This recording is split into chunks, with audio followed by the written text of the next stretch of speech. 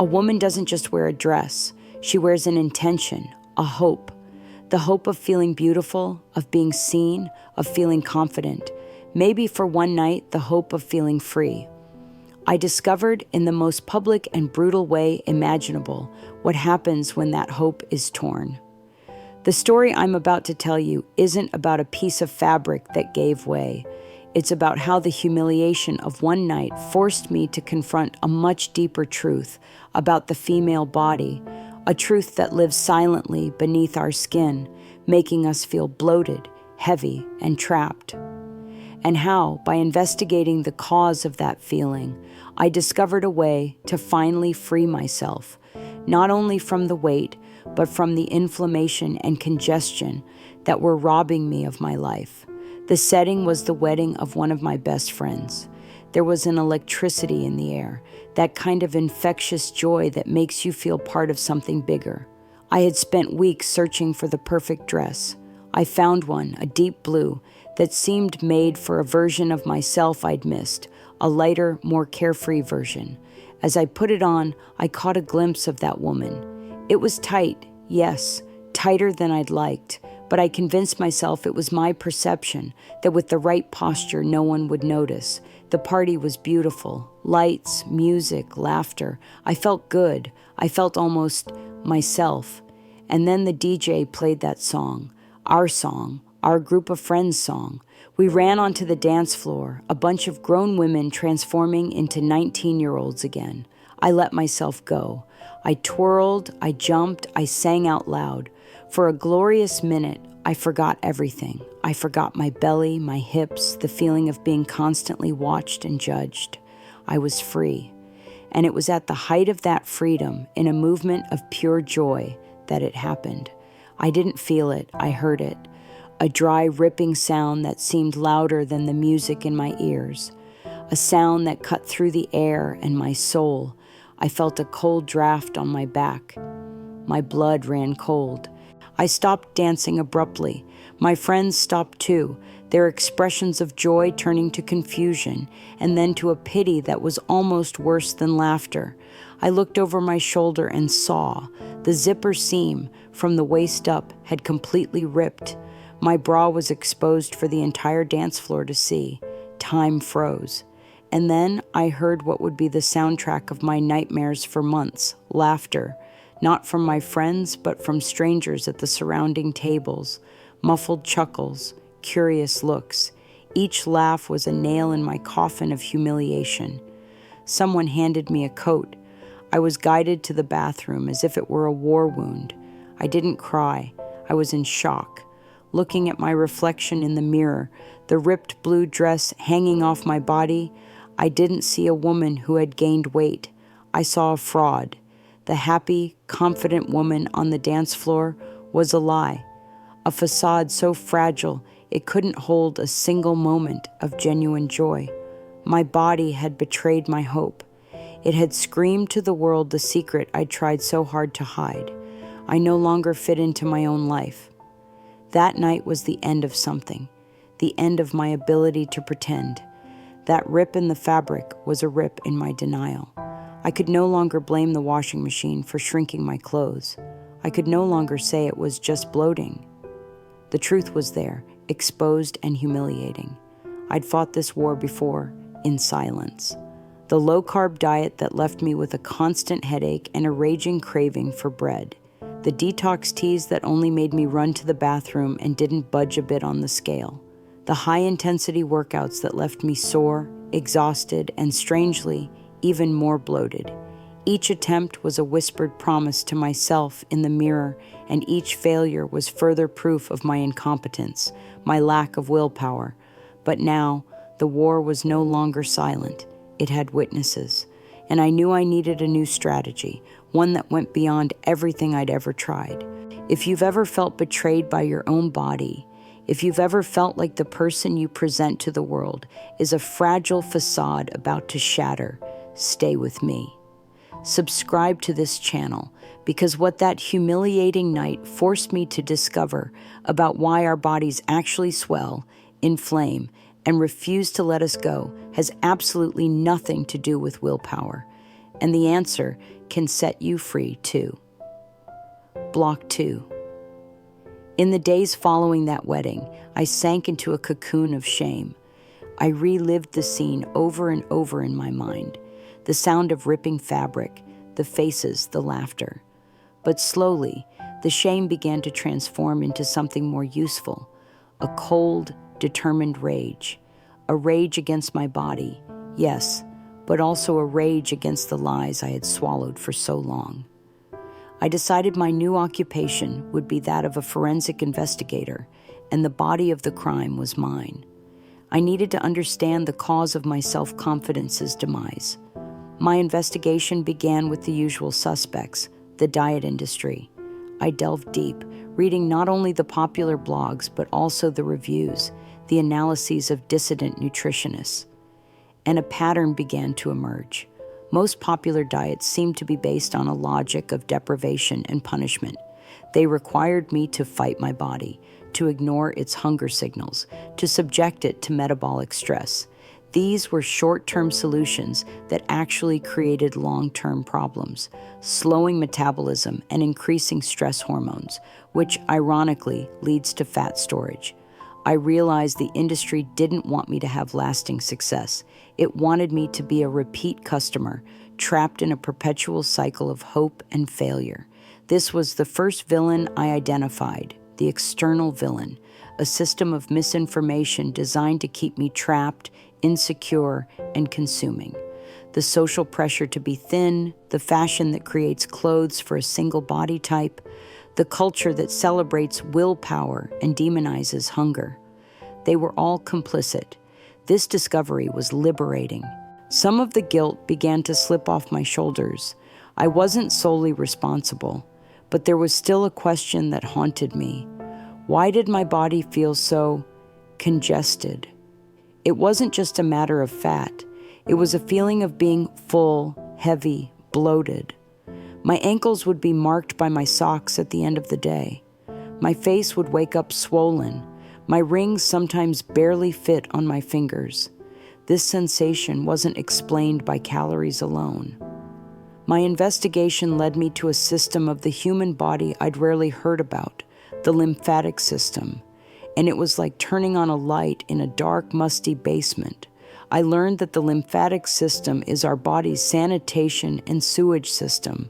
While the circulatory system delivers nutrients and oxygen to cells, the lymphatic system is responsible for removing waste, dead cells, toxins, excess fluids, and metabolic byproducts.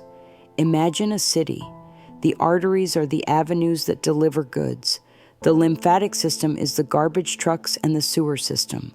What happens in a city when garbage collection stops and the sewers clog? The city becomes a swamp. Trash piles up in the streets. Dirty water overflows. The city becomes congested, bloated, and toxic. And that's exactly what was happening inside me. Years of chronic stress, processed food, perhaps even the hormone disruptors I discovered, all created a state of chronic, low-grade inflammation in the body. And inflammation turned the lymphatic fluid, which should be watery and free-flowing, into something thicker, slower, like molasses. My drainage system was clogged. Metabolic waste wasn't being removed efficiently. Excess fluid was trapped between cells. This explained everything: the bloating, the feeling of disproportionate heaviness, the cellulite that seemed to worsen, the difficulty in losing weight because a toxic, inflamed body clings to fat as a protective measure to store these toxins away from vital organs. This was the inner villain, the root cause of my physical misery. It wasn't stubborn fat. It was lymphatic congestion. It was silent inflammation. My body wasn't a house in need of a new paint job. It was a house with a completely clogged main plumbing system. Any attempt at renovation would be futile until the flow was restored. The metaphor of the stagnant river took over my mind. I didn't need a diet to dry up the river. I needed a strategy to break the dam, clear the debris, and get the river flowing again. Have you ever had that feeling of waking up already feeling full or bloated, even without having eaten much? As if your body were congested? Share in the comments how this feeling of bloating affects your daily life and your confidence. Recognizing that it's not just fat is the first step to finding the right solution. Block 3. With this new clarity, my search shifted direction. I was no longer researching how to burn fat. I was researching how to stimulate lymphatic flow and how to reduce systemic inflammation. I became a student of cellular cleansing. I felt like an art restorer, learning the techniques to cleanse an ancient and precious tapestry that had been tarnished and neglected for years. It was a fascinating journey that took me far beyond the conventional world of nutrition. I began reading about ancient medicines, about the Ayurvedic and Chinese traditions, which have always understood the importance of fluidity and the elimination of dampness and stagnation from the body. And simultaneously, I sought modern scientific validation for these ancient concepts. The convergence of ancient wisdom and cutting-edge science was where I found my answer. I discovered a class of plant compounds called bioflavonoids. I had heard the term before, but never understood its power. Bioflavonoids are the pigments that give vibrant colors to many fruits and plants, but they are much more than dyes. They are communication and defense molecules. And some of them, I discovered, have an extraordinary affinity for the human vascular and lymphatic system. I read about a specific bioflavonoid found in certain Mediterranean citrus fruits that has been shown in clinical studies to strengthen the walls of blood capillaries. This is crucial because when capillaries are weak and inflamed, they leak fluid into the space between cells, contributing significantly to swelling and fluid retention. Strengthening capillaries was like fixing the city's leaky pipes. My research then led me to extracts of certain leaves and roots, used for centuries as natural diuretics.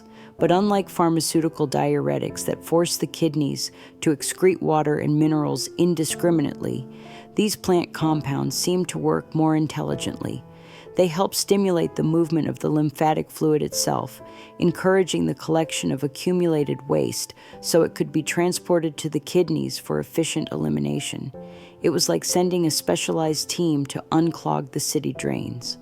Finally, I found what seemed to be the centerpiece, a group of super potent antioxidants extracted from grape seeds and pine bark, known as oligomeric proanthocyanidins, or OPCs. These were the elite anti-inflammatory agents. They worked by neutralizing the free radicals that cause inflammation in the first place, essentially putting out the fire that was causing the lymphatic fluid to thicken and sluggish. Putting these three pieces together was my eureka moment. I understood that the solution wasn't a single herb or tea. It was a synergy. It was a three-pronged approach. 1, fix the leaks, strengthen the capillaries. 2, unclog the drains, stimulate lymphatic flow. 3, put out the fire, reduce systemic inflammation. I dubbed this approach metabolic renewal flow. It captured the essence of what I needed, not a restriction, but a restoration of my body's natural flow.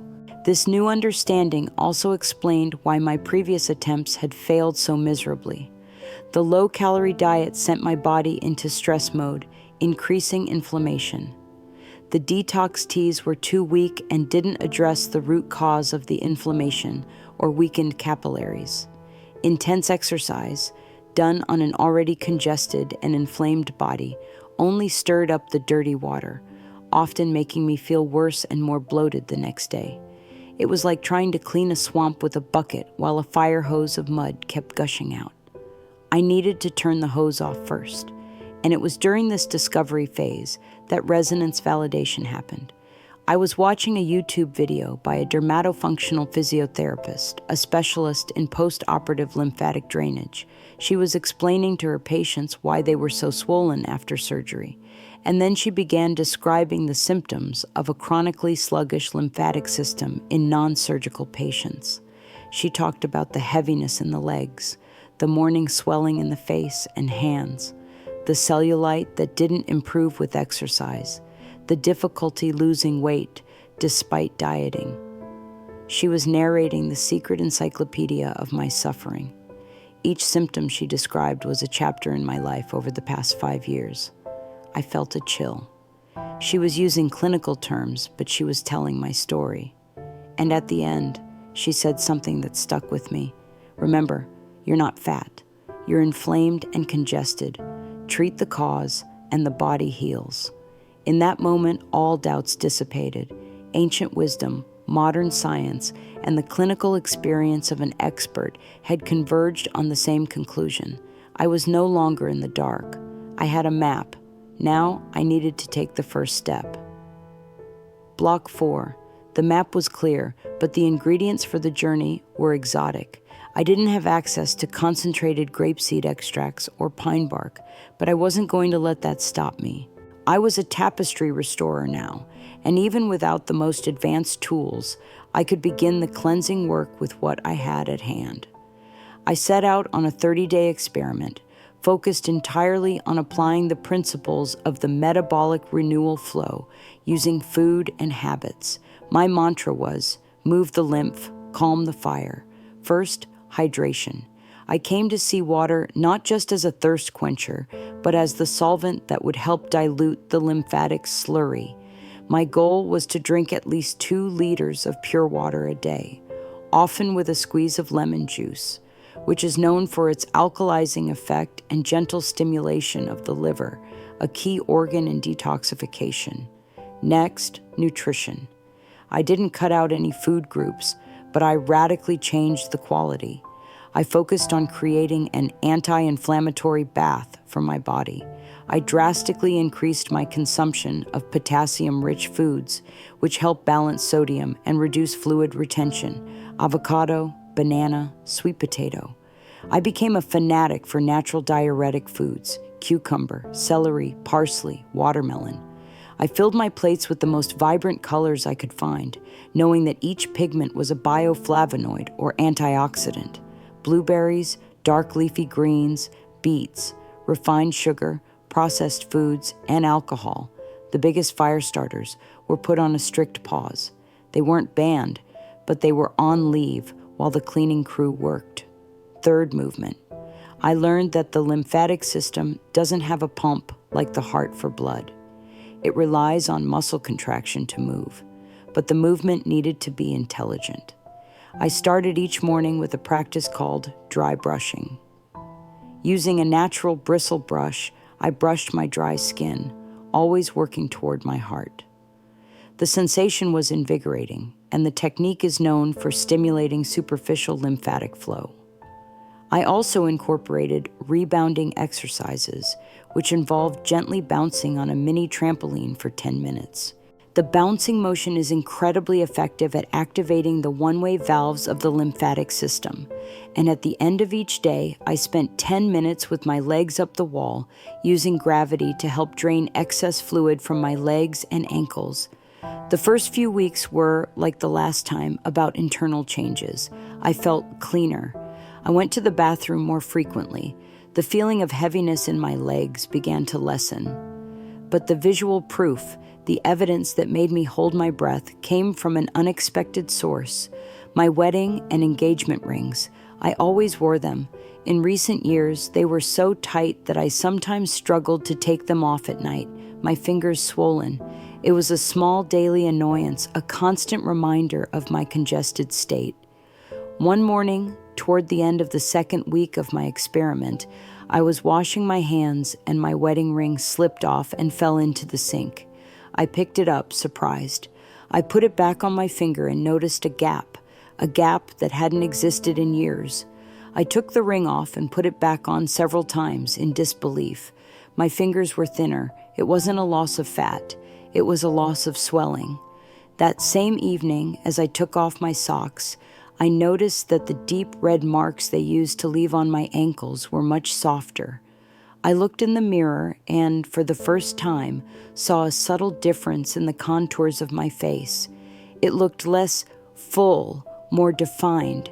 These were small, almost secret validations.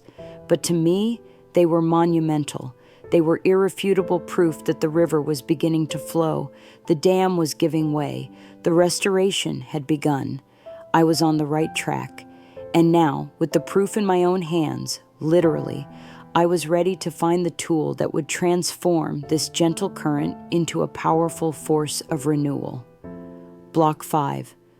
The sight of my rings loose on my fingers was the spark that lit a new fire of determination. The personal proof was undeniable.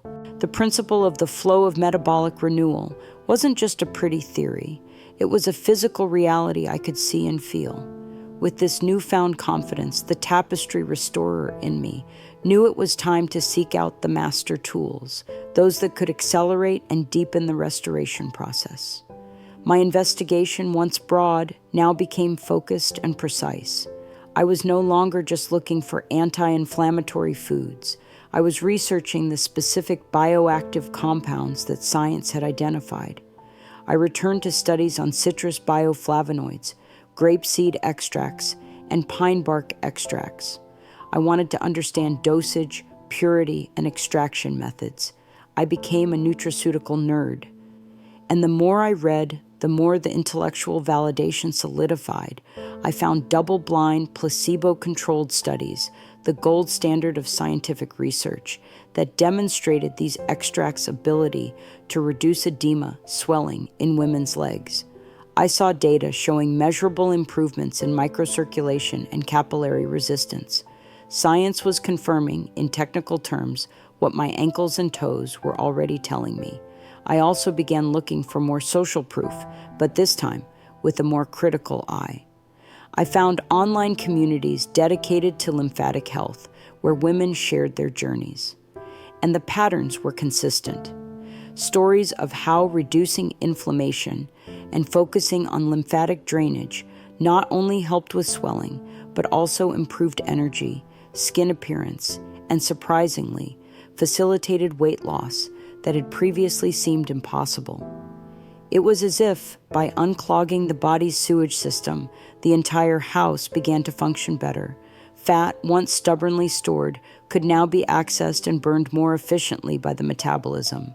It was during this in-depth research phase that the final piece of the puzzle fell into place, the epiphany of the therapeutic dose. I noticed that the women reporting the most dramatic and lasting transformations weren't just drinking herbal teas or eating more parsley. They were using high-quality supplements, formulations containing concentrated, standardized extracts of these compounds. I understood there was a fundamental difference between the presence of a compound in a food and its concentration in a therapeutic dose. Eating an orange is healthy, but the amount of a specific bioflavonoid in a single orange is minuscule compared to the amount used in clinical studies. Drinking dandelion tea can have a mild diuretic effect, but it's inconsistent and depends on the quality of the herb. To truly break the dam of chronic inflammation and keep the lymphatic river flowing strongly every day, I needed a more powerful and reliable intervention than my green smoothie. I needed a concentration of firepower that food alone couldn't consistently provide. The conclusion became inevitable and logical in my mind. To achieve the results I desired, to fully restore my inner tapestry, I needed a formulation that delivered these key ingredients in the right dosage, in the purest and most bioavailable form possible. The search for a capsule was no longer a shortcut or a sign of laziness.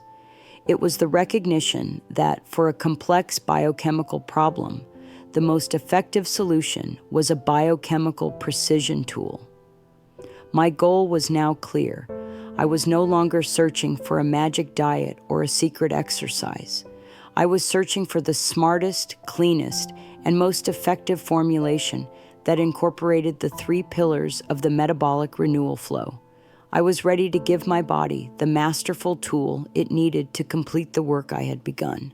My journey as an investigator was about to become a journey of real and visible transformation. Block 6. My search for the perfect precision tool was methodical. I created a list of criteria. The formula needed to contain the specific bioflavonoids I'd researched. the grapeseed or pine bark extracts, and the lymphatic supporting compounds. It had to be free of stimulants, artificial colors, and unnecessary additives. And ideally, it would come from a company with a philosophy that aligned with mine, focusing on health and balance, not rapid, aggressive weight loss. With this list in hand, I reviewed dozens of options. Most were discarded immediately. And then I found it. It was through an interview with a naturopathic doctor I admired. She mentioned a formulation she recommended for her patients with inflammation and fluid retention. When I looked up the ingredients, my heart raced. It was all there. The names I'd jotted down in my research notebook, the compounds that science validated. The approach was exactly what I was looking for: cleanse, deflate, restore flow. I ordered it, feeling like I was finally at the end of my long treasure hunt. The first month of taking the formula, combined with my already established habits, was an acceleration of everything I'd already been feeling. The lightness was no longer subtle. It was my new normal. Energy was constant. The morning bloating completely disappeared. But the catalytic tipping point, the moment that sealed my transformation, happened in front of a mirror. I had another event, a work party, and I refused to buy anything new. I went to the back of my closet and pulled out a black dress, a classic, a piece I loved but hadn't worn in at least 5 years. I held it up without any real expectations. It was just a test, a data point for my personal research. I put it on, and the zipper went up, effortlessly. No holding my breath, no contortions. It simply glided smoothly from start to finish. I turned and looked at myself in the mirror, and the woman who stared back at me wasn't a smaller version of me. It was me, my essence, free of the layer of swelling, inflammation, and frustration that obscured it. The lines of my body were clear. The shape was there. I didn't look thin. I looked at home. It was a moment of recognition so profound, so overwhelming, that I just stood there, silently, staring at myself with a sense of wonder. If you long for that moment of finding yourself in the mirror, of feeling at home in your own body, subscribe to this channel, because the key to it is simpler and deeper than you imagine. It was in that moment, in front of the mirror, that I understood the ultimate truth. My struggle was never to fit into the dress. It was to allow my body and soul to fit into the same life again. And I knew I needed to share this. Think of your body as that river that has become a swamp. Years of pollution, stress, poor diet, environmental toxins have created a dam of inflammation and congestion. The water is stagnant, murky, unable to flow. You try everything to improve the riverbanks, but the problem is the dam. The approach I discovered and the precision tool that made it possible is the equivalent of dynamiting that dam. It doesn't force the river to dry up. It restores its natural, powerful flow. The urgency I feel for you isn't the fear that the swamp will worsen. It's the urgency of joy in seeing your river flow freely again. Every day you live congested is a day your vital energy is stagnant. And finding the right tool to break that dam can be a long and frustrating journey. I've made that journey so you don't have to. A real solution needs 3 things. It must be based on the science of lymphatic flow and inflammation. It must contain the right ingredients in pure therapeutic doses, and it must be safe and sustainable. The formulation I found that gave me my life back meets all of these criteria. And as an act of sisterhood, like someone passing a treasure map to a friend, I left the direct link to it in the description and in the pinned comment. It's my way of giving you a shortcut, of sparing you the pain and frustration of the search. The final scene of my story isn't in the mirror. It happened weeks later at that work party. The music started playing, a lively song. My colleague asked me to dance. For a split second, the ghost of the wedding memory haunted me, the fear of the fabric ripping, but it vanished as quickly as it came. I smiled. I took to the dance floor, and I danced with abandon, with joy, with a confidence that didn't come from the hope that the dress would hold, but from the certainty that the body within it was resilient, fluid, and strong. I moved with a lightness that wasn't about weight, but about freedom, the freedom of a river that finally flows to the sea. I hadn't just restored a tapestry. I had become the weaver of my own reality.